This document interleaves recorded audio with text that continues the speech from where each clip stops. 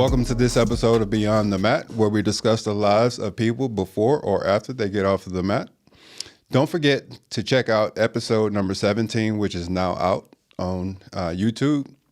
Like, subscribe, and share. Today, we are joined by Ama Judge Shemp. She is the current Vice President of Partnerships for the Southwest Valley Chamber of Commerce.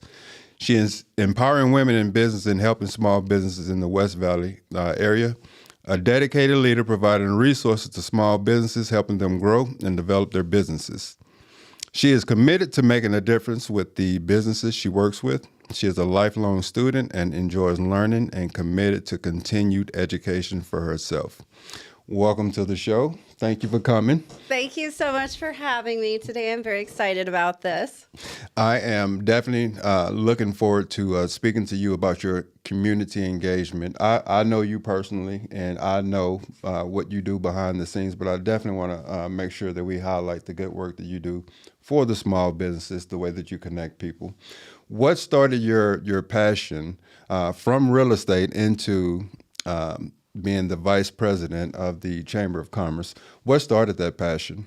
So I actually, like I said, I love education. I love collecting things. So I've actually had my real estate license since 2004. My whole background is in higher education. So I've always done some sort of partnerships with teachers, community colleges. So I've always done that kind of partnerships.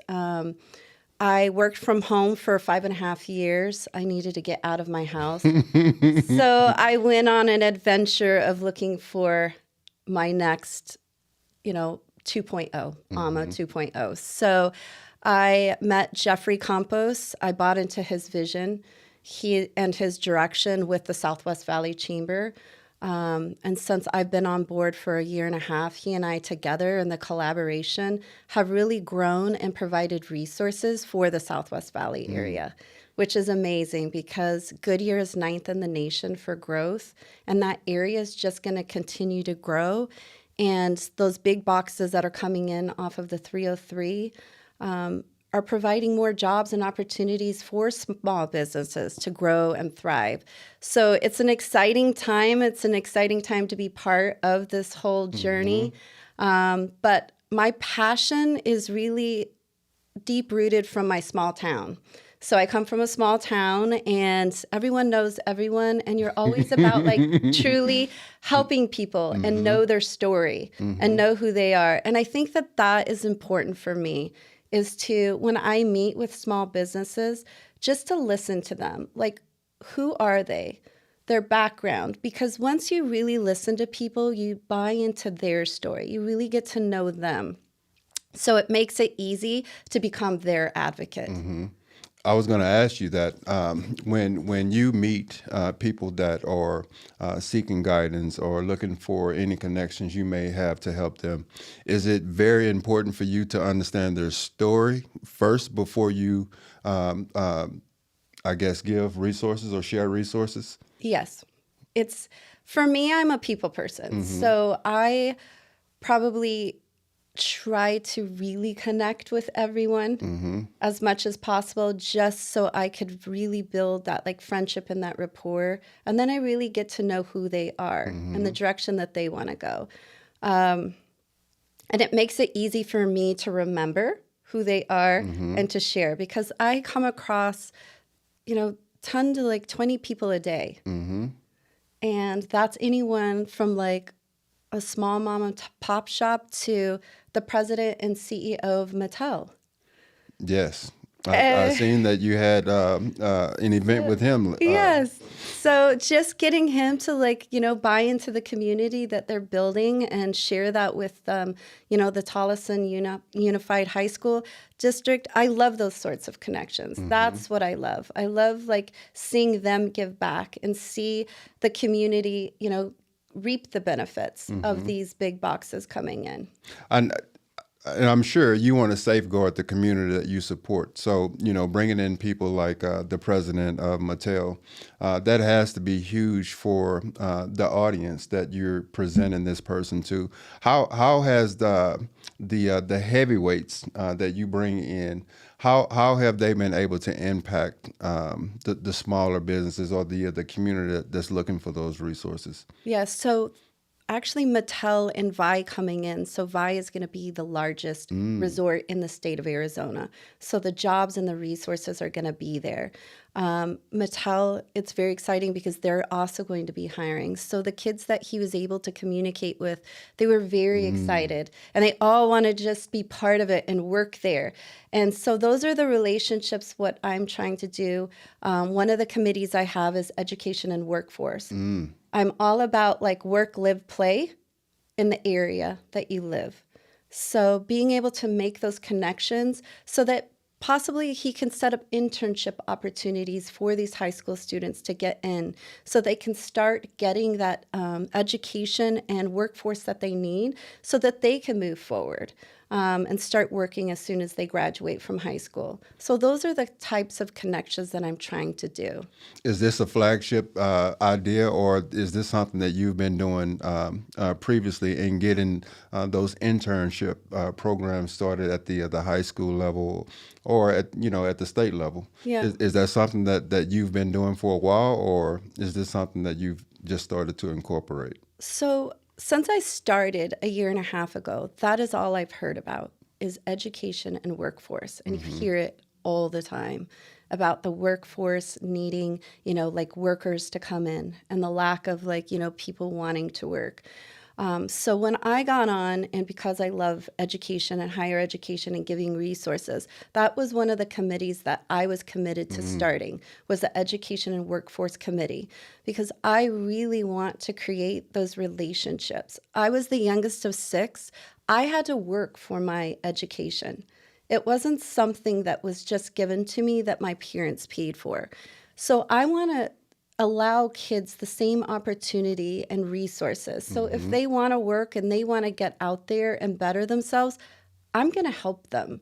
So that was something that I started immediately when I started with the Southwest Valley Chamber. My CEO is amazing. He just, anything I decide to do, he backs me and he kind of just lets me run with it. So we have a great working relationship. So he just Tell us your CEO's name before he gets upset. You I didn't. know. Jeffrey Campos, and he is an amazing mentor. I have been I'm very grateful that I've surrounded myself with really good mentors. I think having the mentor that backs you and supports you is very important. So that's why, these high school students, and we do a lot with ASU. We do a lot with Estrella Mountain Community College, too. So I am really piecing and gapping all of that together. Through ASU, we do what we call the S&B Lab. And we've already provided, since I've been with the Chamber, over $1 million worth of free resources. Congratulations. To our small businesses. Congratulations. So these are opportunities for them to come in. We do what we call a think tank. They are able to bring some of the concerns that they're having, and ASU is there to help them with their graduate students, and it's free. So this can't be free. No. So these are the types of things that, we are kind of backing with the Southwest Valley Chamber to make ourselves a little bit different and really make a difference and impact within the communities we work with. Did you say S&B or S&B? What is that? So small to medium-sized businesses. Oh, okay. So Okay. SMB. Okay. Yep. All right. Yep. I had to figure out. I know. It's weird. I just rattle off things. So yes, small to medium-sized businesses. What, outside of connections and resources, what goal are you very happy that you set for yourself and that you've accomplished since you've been in this role? Really making an impact. Just hearing the feedback from some of the small businesses that I work with, and them just showing me these little notes of appreciation. And, being able to go home at night and feel like I'm actually making a difference. That is just it fills my heart, it fills my bucket, it fills everything I need. And also just to set the example for my son. So I have an 11-year-old son. So it's really important for me to show him how important it is to work and leave leave your footprint and leave your impact within like the communities. You're reading my mind. I was about to ask, what impact does that have on your son, seeing the other dedicated work that mom is doing for the community and for others? That impact, can you speak a little bit more, that impact on him? Yes. So I try to really, anytime I get, so like the city of Tolleson on Thanksgiving, they feed over 1,500 people. Thanksgiving Day, I brought him and my nephew to go serve the people in need. So it wasn't only for like homeless people, it's people that can't maybe afford, a Thanksgiving dinner. And they open up the cafeteria there at the Tolleson High School and they feed them and bring that in. And then the elderly couples or people that can't come in, they go and take the food directly to them. So I brought my son to that so he could see like what is happening. I also do a lot for Agua Fria Food Bank. And they raise donations, give back backpack drives and do all of these things. So I try to, make him aware that like not everyone lives like he does. And, there's people in need and it's great to like give back and really be part of your community. Because sometimes it's just easy for kids. They just think that, it's on their phone. It's like everything is instant. Yep. You're just going to get it. And I'm like, Yep. no, like if you want something, you have to learn to work for it. What are those conversations like driving home after working at the food bank and donating your time? What are those conversations like with him leaving after serving? Yeah, it's still, I try to. And I do keep in mind that he's 11. Is 11. Yes. I do keep that in mind. That's the thing is, at 11, they still don't get it, but he gets it because he told me, he goes, Mom, there was some people that came back through 3 times. And it was some of the younger kids that were living on the street. So they were like in their 20s and they came back through like 3 or 4 times to get plates of food and Gatorade. Because, we had lots of Gatorade that we were giving out because there's a huge Gatorade plant there. So they donated like a lot of water and Gatorade. So I saw that, but I didn't bring that to light. So it was just interesting for him to notice that. And I told him, I was like, it's probably they got a couple extra plates so they could eat the next couple of days. I go, this is real, kid. And I'm like, people do live on the streets and it's hard for some people. So you have to have compassion and look at them as if they are human. Because I think sometimes we try to dehumanize them. Yes. So with the lessons that he's learning, do you see that translating over into his peer group, school, friends? Do you see him maturing and understanding life a little bit different than most his age? I think so. I think because he's also an only child, we've always treated him like a little adult. So, I think, and he goes to a really good school that is very family-oriented and peer involvement.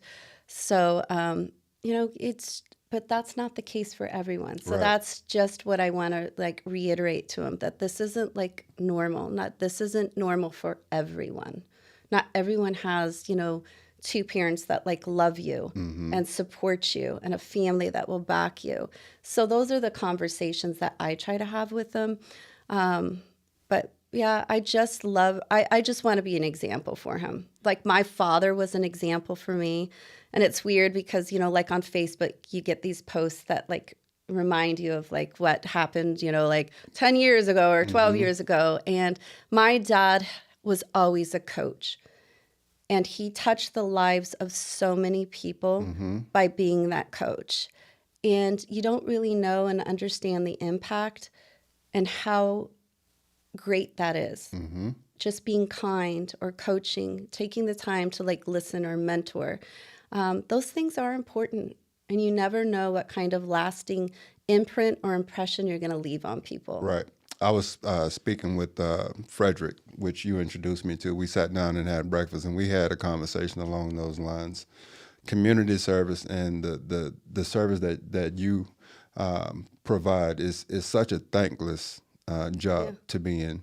When you run into a situation where you feel or it's perceived that people are not appreciative or don't understand the resources that you're trying to give to them, how does that make you feel? Does that diminish or kind of derail you in that moment of, man, I am trying to help this person and they're just being so difficult that I don't want to help them?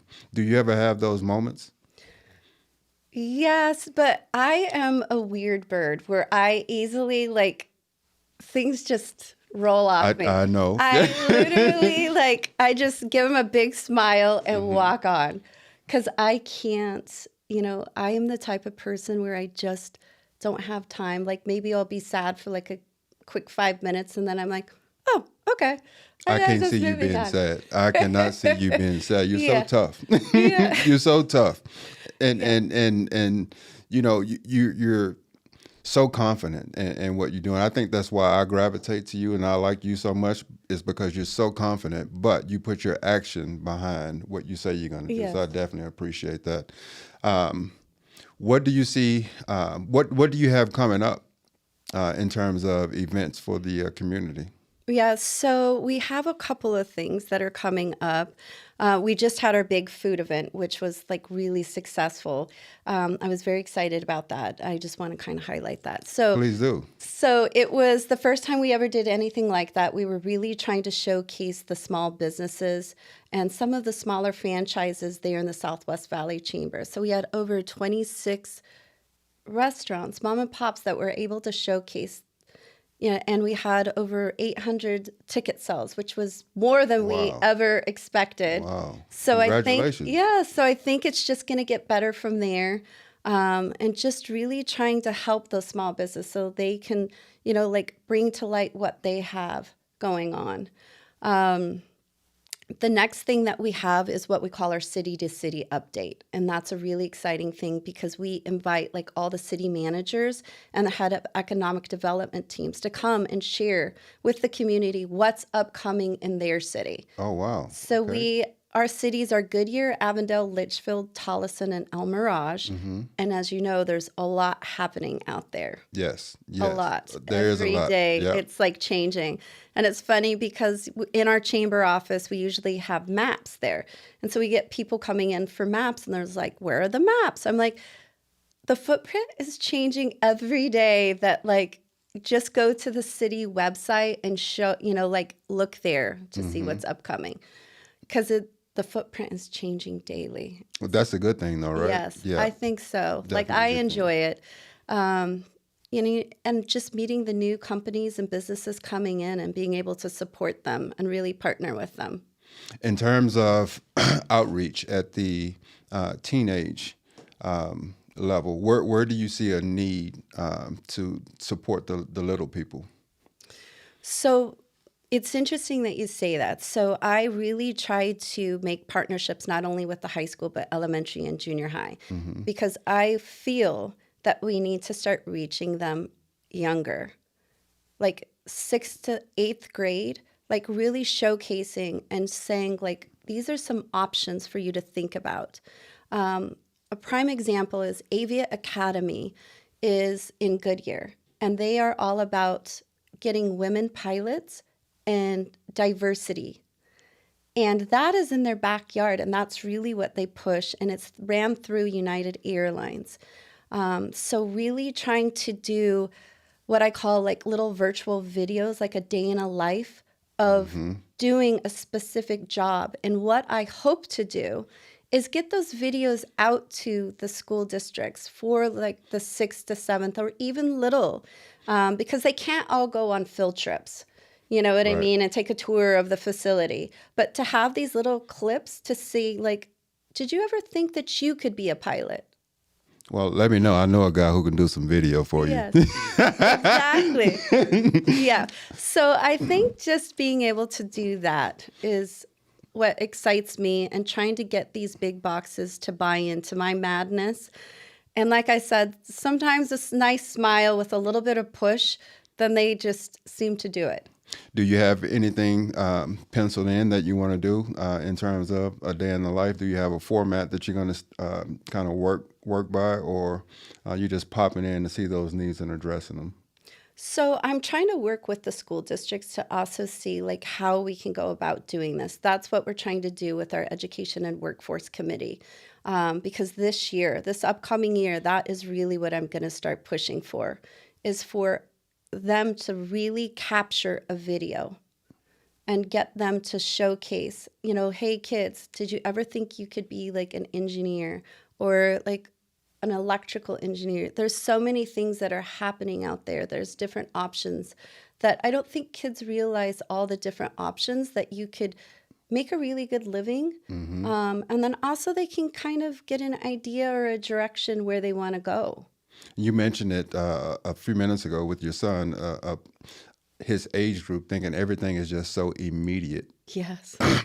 Do you think that we as adults or mentors or support systems, do you think that we can break into someone's hand and remove the phone and kind of help them see that there is life beyond what you're looking at on your phone? Or is we're just way behind in accomplishing that?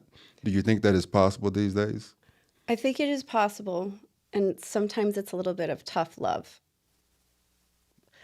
But sometimes not a lot of parents know how to give that tough love. Sometimes that little tough love is like a big deal. And I think just being able to have them experience, because I actually pulled my son out of school to go meet the president of Mattel when he was speaking, just because I wanted to have him hear the passion that the president had. He is a very passionate person and he loves what he does. And I think it just shows in everything that he has done and accomplished. And I'm all about like that sense of passion. I think people buy into passion. When they hear it in your voice, they want to be part of it or understand more. If you talked about like what you did and you weren't passionate about it, it's not going to draw people to you. Right. It's going to be lost on them as soon as you walk away. So I definitely agree with that. With the president of Mattel and your other dignitaries that you associate with, do you guys ever do like a road show visiting the different schools, the different school districts, city meetings? Do you guys ever just pencil in and say, hey, we want to talk about this and we want to deliver this to the entire West Valley? Well, I think since people saw that, like I did that for Tolleson, so I had the elementary school district of Buckeye make a connection with me, and she goes, do you think he would do that? And I'm like, yeah, let's just create something for the littles, which is the elementary, and related around STEM. And then let's get that like penciled in, and I'll throw out some dates and let's make it happen. So I'm all about like, just do it. I'm not about like words. Like I think what happens is a lot of people just start talking about it and there's not a lot of action. If I don't see it moving forward, then I'm like, what am I doing? That's not for me. Like I want to see it physically happen or moving forward. If it's not, I just move on. I think that's the power of having someone like you in that position, because you're not just going to sit back on your hands and wait for things to happen. I see you out there pushing. So I can definitely see that. We spoke before about the women that are members of the Chamber of Commerce. We spoke about it in passing, but the self-defense aspect of, maybe doing a jiu-jitsu class for the ladies, single moms, whatever that looks like. Would you be interested in doing something like that? Oh, 100%. Okay. I think that as women, we need to know how to protect ourselves. And I am a single mom, so like knowing how to protect myself and my son, and I'm always aware of my surroundings. I come from a small town. All of my background is in, they're either in Border Patrol or police officers. So I hear it all day long about, being able to like protect yourself and just know your surrounding areas. And I think it's important. Yeah, I would absolutely love to set something up. Maybe we can get together and make that happen. Oh, yes, please. And this month I mentioned before, February. I'm deeming all female month. Okay. Because I definitely want to make sure that the females, women that are doing positive things in the community, whatever it is that we highlight that. So I definitely would like to see if we can set something up and have someone come out and just show some basic self-defense techniques. I'm not going to say jujitsu, but it's self-defense, and I think that it will be very helpful. What else do you have coming up in 2024? I know that's a broad question for you, but what else are you excited about? So honestly, like we have so many exciting things down the road. Like we'll have our gala again in September, and that's going to be a huge affair to like be part of. It's the who's who of the West Valley that attends that, and that's at the Wigwam, which is my favorite resort. It's really the foundation, I think, of that whole area. If you haven't visited the Wigwam, it's definitely a place that we did our Christmas party there a couple of years ago. Yes, yeah. It's just amazing. Yeah. Like I go there and I'm so at peace. I just love it. So there's a lot of good things over there. But yeah, we just have a lot of amazing events, and I would welcome anyone to, check out our southwestvalleychamber.org and see what we have going on. We have an events calendar there. We would just love to meet with anyone. If you have a small business, you're looking to grow, please look me up. Definitely. I am going to make sure that information to you and to your organization is available from my audience. So definitely we'll do that. I really do appreciate the time that you came in today. I know you had to move a lot of stuff around to come and sit with me and chat with me today. So I really do appreciate that. And I really would like to take that conversation offline to see if we could put something together for the women to learn some basic, self-defense tactics. I'm very excited about that. Thank you so much. Yes. Thank you so much for joining us today on the podcast, and hopefully we can do it again. Yes, thank you so much. And we could talk about the self-defense. Absolutely. Thank you for watching this episode of Beyond the Mat. Don't forget, episode 17 is now out and available on YouTube. Until we see each other again, have a good day.